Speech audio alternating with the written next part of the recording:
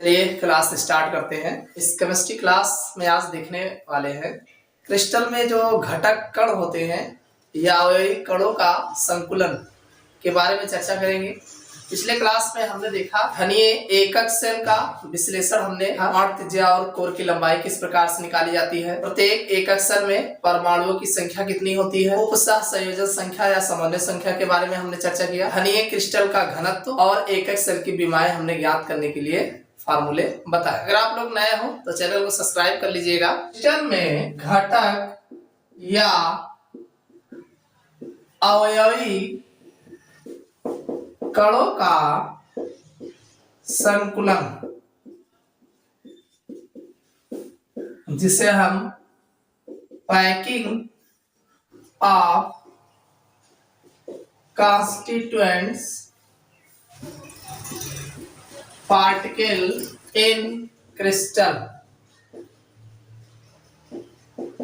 हम बात करेंगे क्रिस्टल में घटक या अवयवी कणों का संकुलन, जिसे हम packing of constituent particle in crystal के नाम से भी जानते हैं। बात करेंगे इसमें ठोसों में संकुलन।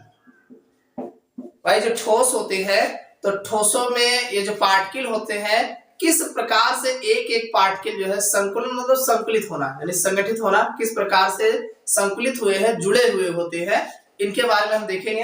देखिए जो ठोसों में संकुलन होता है ये तीन प्रकार का होता है। सबसे पहला एक विमीय और दूसरा होता है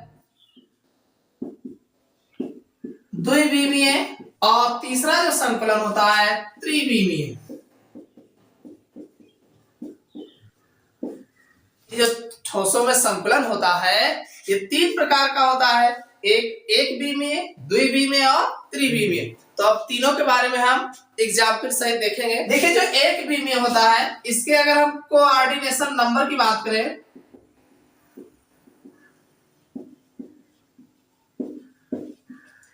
तो इसका जो कोऑर्डिनेशन नंबर होता है 2। अगर हम एक विमीय की बात करें, देखिए इसमें जो पार्टिकल होते हैं ऐसे एक ही बीमा में होते हैं इस तरीके से। तो अगर हम बात करेंगे किसी भी की बात करेंगे तो इसका उपसर्ग से अगर हम इसकी इस पार्टिकल की बात करें तो इस पार्टिकल में एक पार्टिकल इधर होगा, एक पार्टिकल इधर होगा, तो इस पार्टिकल का कोऑर्डिनेशन नंबर कितना होगा 2 होगा। भाई एक पार्टिकल अपने इर्द गिर्द कितने लोगों से टच करेगा, तो केवल 2 लोगों से टच करेगा। और एक विमीय की बात हो रही है तो आप देख रहे हैं एक ही लाइन में है, ये दूसरा कोई लाइन तो इसके ऊपर नहीं है ना, तो इसीलिए इसको एक विमीय कहा गया। दूसरा हम द्विविमीय की बात करें तो इसको जो है 2 कैटेगरी में रखा गया है। पहला है वर्गाकार निबिड़ संकुलन, यानी द्विविमीय वाले को वर्गाकार निबिड़ संकुलन। इसमें अगर गोलों की संख्या देखा जाए तो गोलों की संख्या होती है वो 4 होती है। इसका मतलब जो इसमें कोऑर्डिनेशन नंबर कितना होगा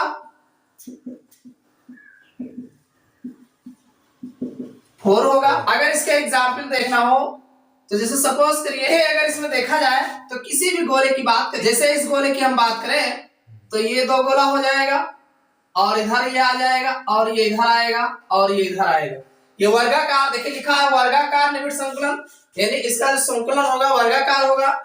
इसमें देखिए ये वाला गोला इधर टच है, इधर टच है, इधर और इधर 4 गोले को टच कर रहा है, यानी बीच वाला गोला जो है 4 गोले को टच कर रहा है, तो इसका जो संकुलन होगा वो वर्गाकार निबिड़ संकुलन होगा। अब इसमें एक गोला जो है 4 गोले को टच कर रहा है तो इसका कोऑर्डिनेशन नंबर जो बनेगा वो 4 बनेगा। अब इसमें अगर ये देखा जाए कि कितने परसेंट जो है भरे हुए तथा कितने परसेंट खाली होते हैं, 52.4% भरे हुए होते हैं, जो भरा हुआ स्थान होता है, भरे हुए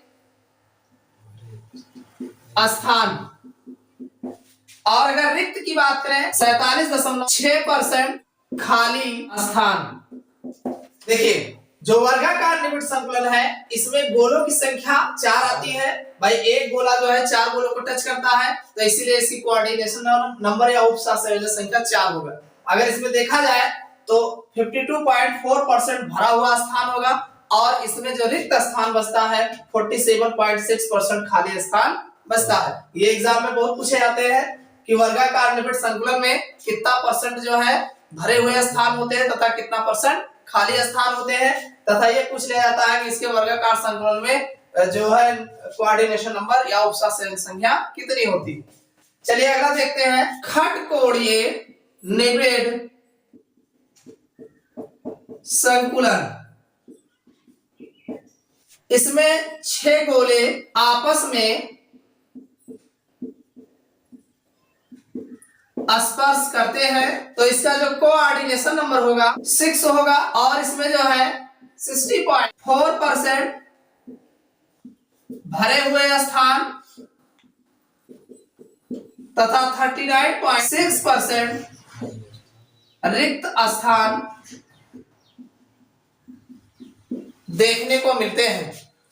खटकोणीय निबिड़ संकुलन ये भी द्विविमीय में ही आएगा। इसमें 6 गोले आपस में संपर्क करते हैं और इसका कोऑर्डिनेशन नंबर 6 होगा, और इसमें जो भरे हुए स्थान होंगे 60.4% और जो रिक्त स्थान बचता है 39.6% बचता है। अगर इसके स्ट्रक्चर की बात करें 1 2 3 4 5 6, तो 1 2 3 4 5 6 ये 6 गोले आपस में जो है इस गोले को जो है संपर्क करते हैं, तो इसीलिए इसका कोऑर्डिनेशन नंबर 6 होगा। अब हम त्रिविमीय की बात करें तो ये भी 2 प्रकार के होते हैं। तो जो पहला प्रकार है वर्गाकार द्विविमीय व्यवस्था का त्रिविमीय जालक। देखिए त्रिविमीय जो है इसको 2 कैटेगरी में रखा गया। पहला है वर्गाकार द्विविमीय व्यवस्था का त्रिविमीय जालक। द्विविमीय व्यवस्था, तो द्विविमीय व्यवस्था जो है देखिए ये 2 द्विविमीय में वर्गाकार निबिड़ संकुलन है और खटकोणीय निबिड़ संकुलन है। तो इसमें जो द्विविमीय व्यवस्था है इसमें त्रिविमीय में देखने को मिलेगा। इसके प्रकार की बात करें तो ए प्रकार में ये प्रकार जो है देखने को मिलेगा, और इसका जो कोऑर्डिनेशन नंबर होगा वो भी 6 होगा। अगर इसके एग्जाम्पल देखने तो इस प्रकार वर्गाकार द्विविमीय व्यवस्था का त्रिविमीय जालक ए प्रकार के जितने भी गोले हैं सब एक ही प्रकार का है, तो इसीलिए इसको जो है ए प्रकार कहा गया। इसका जो देखिए एक गोला जो है इसमें 6 गोले को टच करता है, इसका कोऑर्डिनेशन नंबर जो होगा वो 6 होगा। इसका जो दूसरा है खटकोणीय निबिड़ द्विविमीय व्यवस्था का त्रिविमीय जालक। अब ये जो खटकोणीय निबिड़ द्विविमीय व्यवस्था का त्रिविमीय जालक होता है ये 2 प्रकार का देखने को मिलता है। इसमें जो पहला है ए बी प्रकार की खटकोणीय निबिड़ संकुलन, इसी को HCP कहा जाता है। अगर इसके एग्जाम्पल की बात करें MG, ZN, MN, PE आदि जो है देखने को मिलेंगे। अगला है इसी में ABC प्रकार भी घनीय निबिड़ संकुलन जिसे CCP कहा जाता है। इसका जो एग्जाम्पल है CU, AG, AU, NIBT आदि। देखिए जो ठोसों में संकुलन होता है ये इसको 3 कैटेगरी में रखा गया है। पहला है एक विमीय, फिर द्विविमीय और त्रिविमीय। तो एक विमीय जो होगा इसका कोऑर्डिनेशन नंबर 2 होगा, क्योंकि ये एक ही बीमा में होगा, एक ही लाइन में दिखेगा। तो इसको ऐसे भाई एक गोला जो है 2 गोले को टच कर रहा है जिसका कोऑर्डिनेशन नंबर 2 होगा। इसी तरीके से द्विविमीय की बात करें तो द्विविमीय में 2 प्रकार आपको मिलेंगे, एक तो वर्गाकार निबिड़ संकुलन और एक खटकोणीय निबिड़ संकुलन। तो वर्गाकार निबिड़ संकुलन में अगर वर्ग बन रहा है तो ये इसमें जो है गोलों की संख्या अगर देखा जाए तो एक गोला जो है 4 गोले को टच कर रहा है, तो इसका जो कोऑर्डिनेशन नंबर होगा 4 होगा। इसमें अगर देखा जाए तो 52.4% भरे हुए स्थान होंगे और 47.6% खाली स्थान रहता है। अगर हम खटकोणीय निबिड़ संकुलन की बात करें तो इसमें इसका जो कोऑर्डिनेशन नंबर होगा 6 होगा, क्योंकि 6 गोले आपस में जो है संपर्क करते हैं और एक खटकोणीय रिंग का स्ट्रक्चर बनाते हैं। इसमें अगर देखा जाए तो 60.4% भरे हुए स्थान होते हैं तथा 39.6% रिक्त स्थान रहते हैं। अब हम बात करेंगे त्रिविमीय निबिड़ संकुलन की। तो त्रिविमीय निबिड़ संकुलन को दो कैटेगरी में डिवाइड किया गया है। पहला है वर्गाकार द्विविमीय व्यवस्था का त्रिविमीय जालक। भाई जो द्विविमीय व्यवस्था हमने देखा है उसी को केवल त्रिविमीय जो है जालक के रूप में प्रदर्शित किया गया है। तो इसका कोऑर्डिनेशन नंबर जो होगा वो 6 होगा, यानी एक गोला जो है खटकोणीय जो घन क्यूब का जब निर्माण होता है तो आप जानते हैं एक क्यूब में 6 गोले होते हैं। इसमें ए प्रकार का ही सब होगा, यानी जितने गोले होंगे ए ही प्रकार के होंगे। अब इसी में दूसरा आता है खटकोणीय निबिड़ द्विविमीय व्यवस्था का त्रिविमीय जालक। यानी द्विविमीय व्यवस्था का त्रिविमीय जालक जो होगा ये दो प्रकार का होता है। एक एबी प्रकार का होगा खटकोणीय निबिड़ संकुलन, जिसे हम HCP के नाम से जानते हैं, जिसमें जिसका एग्जाम्पल अगर देखा जाए तो MG, ZN, MN, BE आदि ये जो है देखने को मिलेगा।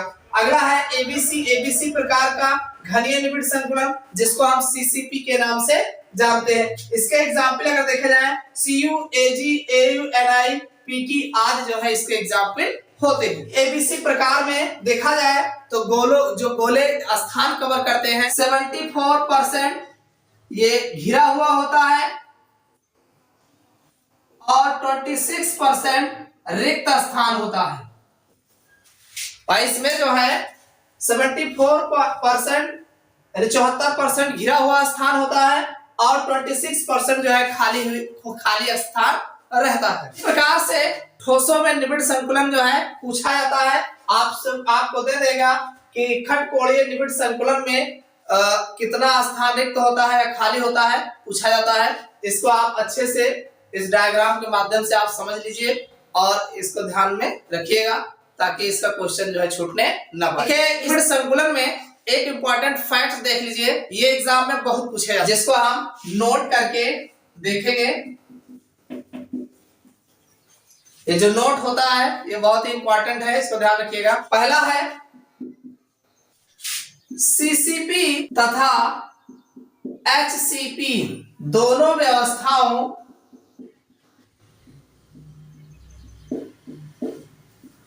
में उपसह संयोजन संख्या का मान 12 होता है, अर्थात प्रत्येक गोला 12 अन्य गोलों द्वारा घिरा है।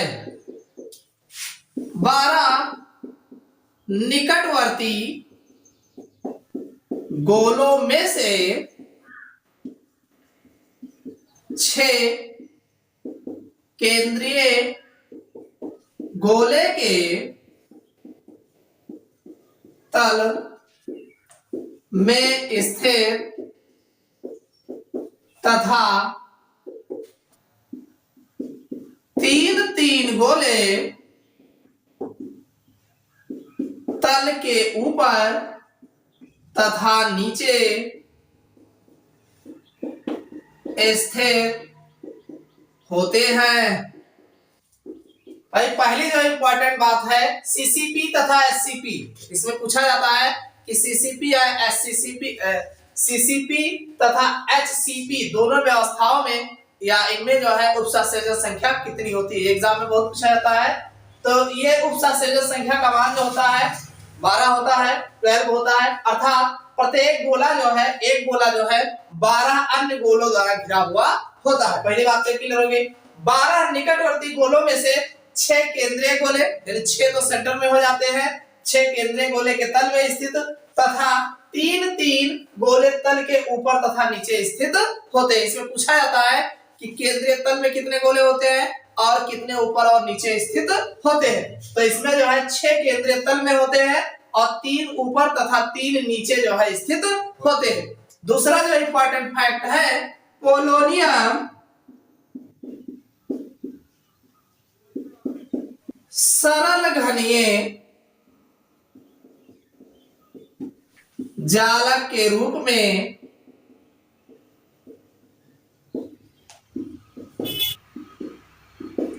क्रिस्टलित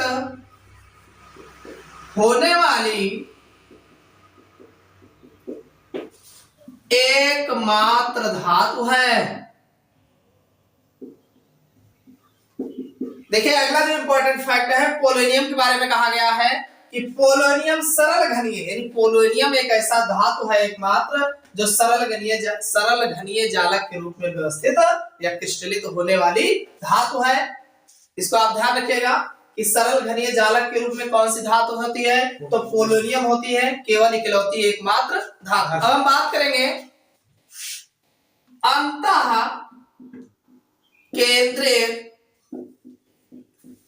घनीय संकुलन, जिसे body centred cubic close packing. बात करेंगे अंतः केंद्रित घनीय संकुलन, इसी को body centred cubic close packing कहते हैं। देखिए जो अंतः केंद्रित घनीय संकुल होते हैं, इस व्यवस्था में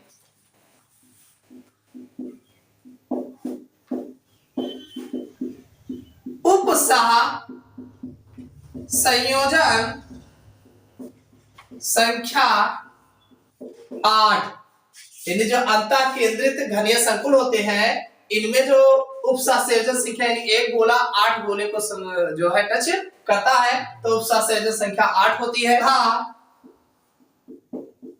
68% स्थान घिरा हुआ तथा 32% स्थान रिक्त होता है। जो अंतः केंद्रित घनीय संकुलन में अगर हम देखें तो उपसह संयोजन संख्या इसकी 8 होती है और इसमें जो है 68% स्थान जो है घिरा हुआ होता है, गोलों से घिरा हुआ रहता है और 32% स्थान जो है रिक्त होता है। किसमें? अंतः केंद्रित घनीय संकुलन। अगर इसके हम एग्जाम्पल की बात करें, इसमें आएगा Li, Na, K, Rb, Cs आदि। यानी अगर हम अंतः केंद्रीय घनीय संकुलन के एग्जाम्पल को देखें तो Li, Na, K, Rb, Cs आदि जो है आएंगे। अब इसमें भी हम एक इंपॉर्टेंट बात करेंगे जिसे हम नोट के थ्रू देखेंगे। देखिए ताप परिवर्तित करने पर किसी धातु की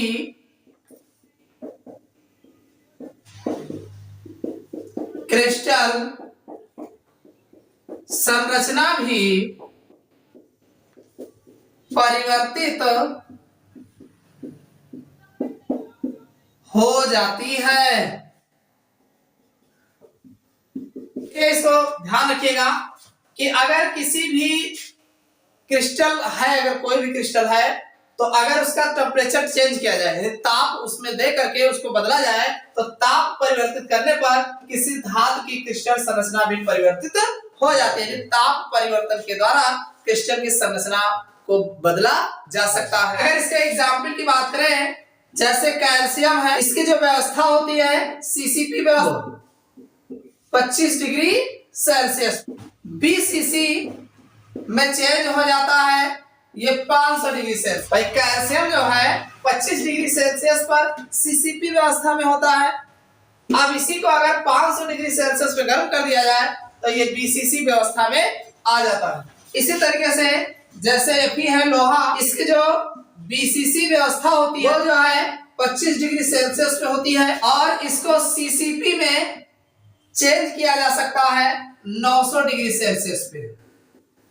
और पुनः जो है अगर इसको बीसीसी में चेंज किया, टेम्परेचर जो है 1400 डिग्री सेल्सियस बढ़ाते हैं तो पुनः बीसीसी में आ जाता है। एग्जाम में बहुत पूछे जाते हैं कि Fe की जो है 25 डिग्री सेल्सियस पर कौन सी व्यवस्था होती है? तो बीसीसी व्यवस्था होती है। और ये सीसीपी व्यवस्था में 900 डिग्री सेल्सियस पे रहता है। और अगर इसका टेम्परेचर फिर पुनः और बढ़ा दिया जाए, 1400 डिग्री सेल्सियस कर दिया जाए, तो बीसीसी व्यवस्था पे पुनः आ जाते हैं। ये बहुत पूछा जाता है।